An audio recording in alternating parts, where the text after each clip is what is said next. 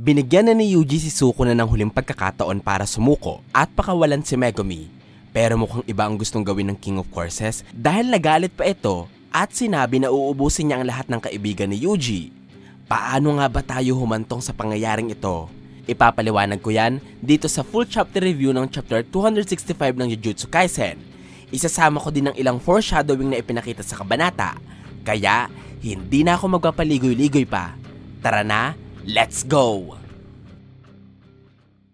Nagumpisa ang kabanata sa eksena kung saan makikita na sumunod si Sukuna kay Yuji para maglakad-lakad sa Kitakami Station.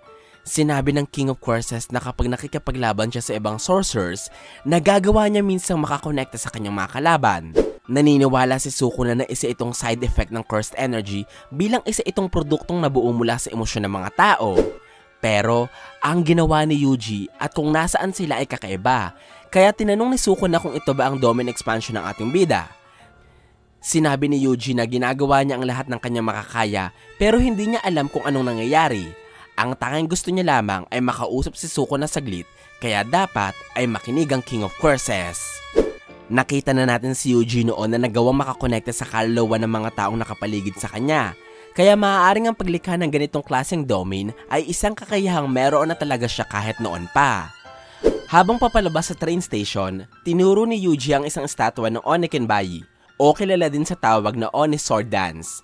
Sinabi ni Sukuna na hindi niya alam ito, kaya sinagot siya ni Yuji sa pagkasabi na kadalasang mga taga dito lamang sa lugar ang nakakaalam nito. Ang Oni Sword Dance ay isang klase ng sayaw na itinatanghal ng mga taga Kitakami sa Iwate. Ginagawa nila ito noon bago magtungo sa laban o pagkatapos ng isang gyera. Sumakto na ang Oni Sword Dance ay nag-umpisa 1,000 taon na ang nakakalipas o ang Heian era kung kailan nabuhay si Sukuna. Kaya kung hindi alam ni Sukuna kung ano ito, maaaring nabuo ang sayaw matapos niyang mamatay sa kanyang panahon. Naglakad-lakad ang dalawa hanggang sa makarating sila sa underpass ng syudad. Kinuwento ni Yuji na tumira sila sa Kitakami noong siya'y 6 o 7 taong gulang at lumipat na sila sa Sendai dahil sa trabaho ng kanyang lolo. Kwento lamang ng kwento si Yuji pero hindi na sumasagot si Sukuna. Ang author ng Jujutsu Kaisen na si Gege Akutami ay nagmula sa Iwate, kaya maaaring ang kaalaman niya sa probinsya kung saan siya nagmula ay naging inspirasyon niya sa pinagmula ni Yuji. Nakarating ang dalawa sa park ng lugar. Sinabi ni Yuji na dito siya palagi naglalaro noon. Napansin niya na nabawasan ang equipment sa palaruan, ang drinking fountain sa park at ang mga bulaklak na nakatanim dito. Sinabi niya na ito ay morning glory, pero tinawag siya ni Sukuna na tanga dahil ang mga bulaklak na ito ay hydrangea. Sumang-ayon agad si Yuji kay Sukuna at tinanong niya ito kung paano niya nalaman ang pangalan ng bulaklak. Sumagot naman ng King of Courses sa pagkasabi na dahil ito sa memorya ni Megumi. Ang hydrangea ay isang bulaklak na kilalang kilala sa Japan bilang simbolismo ng taos-pusong emosyon, kagalakan at paghingi ng tawad. Ang pagkasabi ni Sukuna na ginagamit niya ang memorya ni Megumi para malaman kung ano ang bulaklak ay maaaring nagpapabatid sa atin ng mga gustong sabihin ni Megumi sa kanyang kaibigan na nagagalak itong makilala si Yuji at humihingi siya ng tawad dahil hindi na sila muling magkikita pa.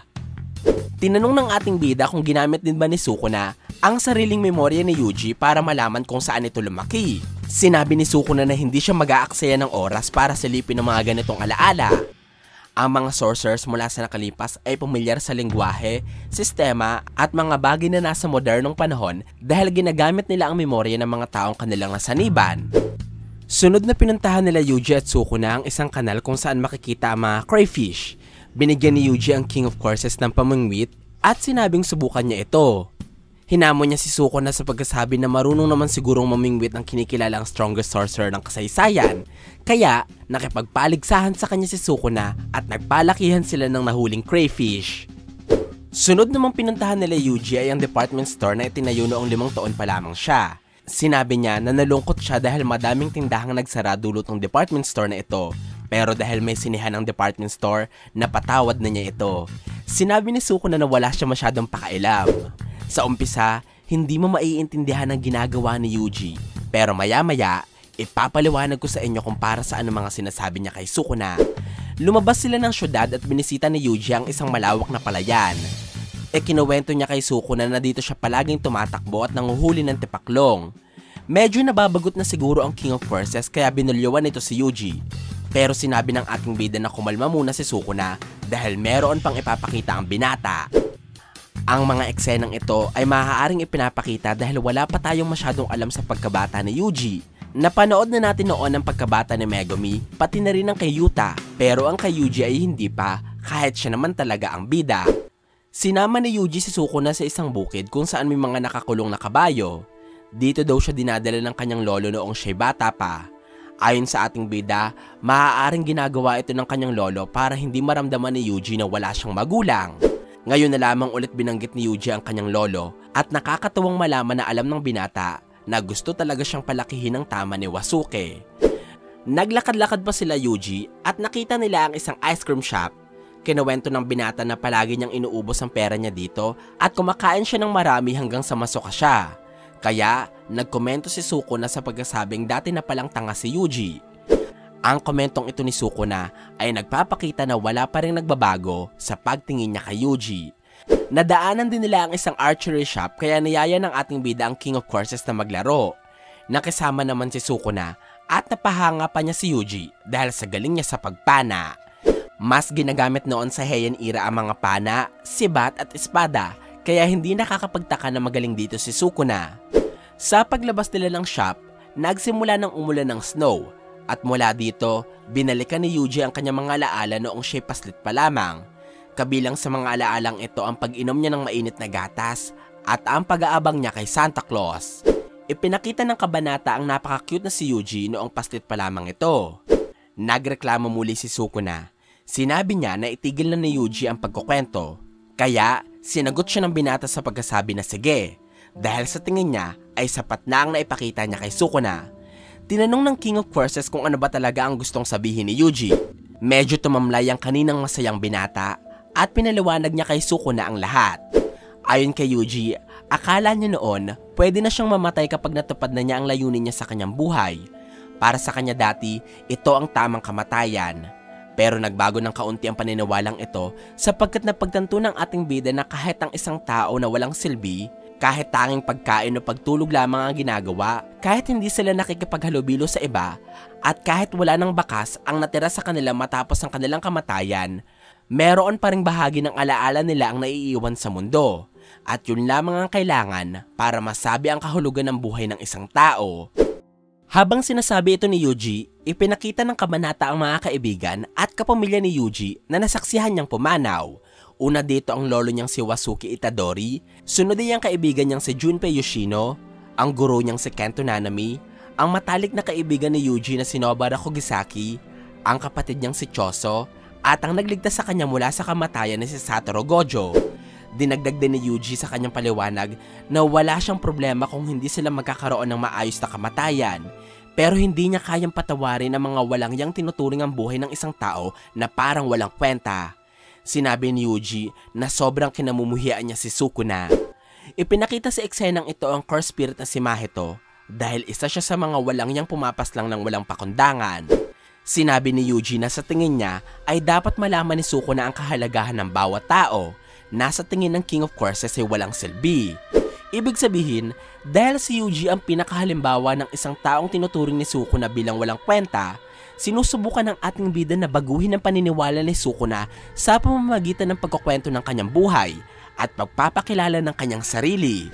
Sinabi ng King of Courses na wala siyang nararamdamang kahit na ano. Naiintindihan niya ang ibig sabihin ni Yuji, pero hindi siya nakakaramdam ng kahit na anong emosyon. Kaya lalong nalungkot si Yuji at sinabi niya na wala din palang silbi ang mga ginawa niya. Si Yuji ang isa sa pinakamabuting karakter sa Jujutsu Kaisen. Sa kabila ng lahat ng kasamaang naranasan niya sa buhay, pinipilit niya pa ring maging positibo at ngumiti para sa kanyang mga kaibigan. Ipinagpatuloy ni Sukuna ang pangmamaliit sa mga ginawa ni Yuji sa pagkasabi na ang tanging nararamdaman niya lamang ay ang pagkasopresa sa katangahan ni Yuji. Minaliit din ni Sukuna ang galit na nararamdaman ng binata para sa kanya. Napakakapal ng pagmumukha ni Sukuna para maliitin si Yuji, gayong hindi naman siya mabubuhay ulit sa modernong panahon kung hindi dahil kay Yuji. Pinapakinggan ng ating bida ang lahat ng mga sinasabi ni Sukuna at lumamlam ang mga mata nito. Emosyong nagpagulat kay Sukuna sapagkat kanyang napagtanto na kinakaawaan siya ni Yuji. Tinanong ng King of Curses kung naaawa ba ang binata sa kanya at kung bakit ito nahahabag para kay Sukuna. Habang sinasabi ito ng King of Curses, ipinakita ang mukha ng estatwang malapit sa kanila. Ito ang Guanyin Bodhisattva na kilala din bilang Kanon sa kultura ng mga Hapon. Siya ang diyosa ng awa at pagkahabag, konektado sa nararamdaman ni Yuji para kay Sukuna ngayon. Sinabi ni Yuji na tama si Sukuna, kinakaawaan niya nga ito sapagkat kaya na niyang paslangin ng King of Curses. Inutusan ni Yuji si Sukuna na pakawalan si Megumi, bumalik sa kanyang katawan para hindi na niya patayin pa ang King of Curses. Nanlilisik ang mga mata ni Yuji habang nakatingin kay Sukuna. Ang pagkakaguhit kay Yuji sa eksenang ito ay may pagkakapareho sa painting ng The Fallen Angel ni Alexander Cabanel. Ito ang obra na nagpapakita kay Lucifer matapos siyang itakwil ng Diyos. Katulad ni Lucifer ay si Yuji na mayroong mga paniniwalang binaliwala at ipinagkibit balikat ni Sukuna, ang nilalang na umaasta bilang Diyos. Bukod dito, kilala din si Sukuna bilang The Fallen, isang alias na maaaring maipasa na kay Yuji sa mga susunod na kabanata sa oras na hindi pakinggan ni Sukuna ang kanyang mga babala. Sapagkat maaaring wala nang sasantuhin si Yuji, hindi na siya maaawa at yayakapin na niya ang kasamaang natutunan niya kay Sukuna para itulak ito sa emperong dapat nitong kalagyan. Nanginig si Sukuna dahil sa galit.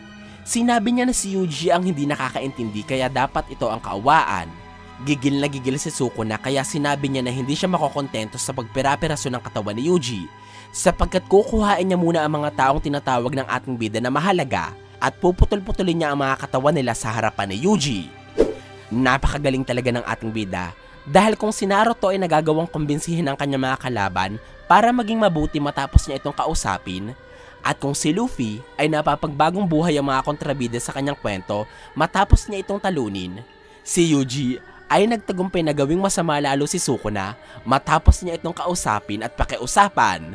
Siguradong ubos sila kay Sukuna kapag nabigo si Yuji sa pagtalo sa King of Curses, kaya mapapaisip ka kung ano ang sinasabi ni Yuji na kakayahang kayang tumalo sa kalaban. Ito ba ang sure hit effect na meron sa kanyang Domin Expansion o isa muling bagong curse technique na epektibong gamitin kontra kay Sukuna?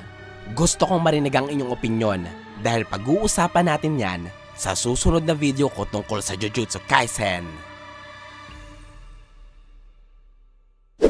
Shoutout muna kanila J.R. Landingin, Joseph Villarubia, KNZ Cyrus, pati na rin kanila Peter John Candelario, Super Jimson, John Michael Manalastas. Ito po ang full chapter review ng chapter 265 ng Jujutsu Kaisen. Sana po ay nagustuhan niyo ang aking paliwanag. Kung may mga katanungan pa kayo o gustong idagdag ay huwag po kayong mahihiyang mag-iwan ng komento sa ibaba. Maraming salamat po sa panonood ng aking videos. Ako po si J.E. Hanggang sa muli!